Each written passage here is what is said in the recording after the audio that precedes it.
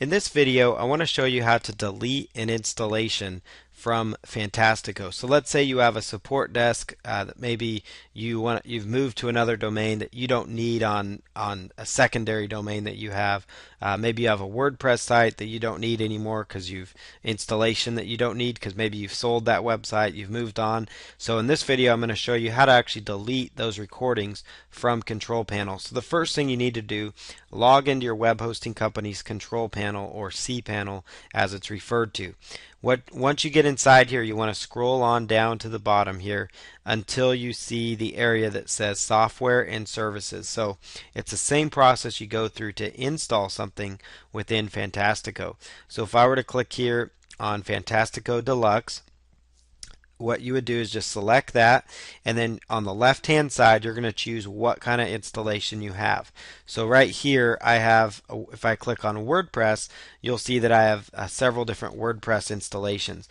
Now this one here I no longer need because this site is not active.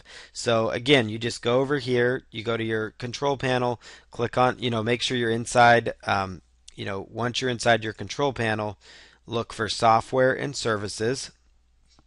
Down here at the bottom, click on Fantastico Deluxe, and then left hand side, choose which kind of installation. It could be blogs, it could be OS Ticket for support desk, it could be a Joomla installation, whatever the case might be, that's where you would find it, left hand side.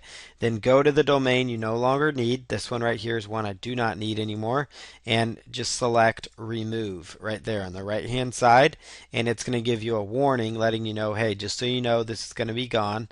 So if that's okay with you, just choose remove WordPress. So remove WordPress, and then you'll get a confirmation letting you know that it's removing the installation.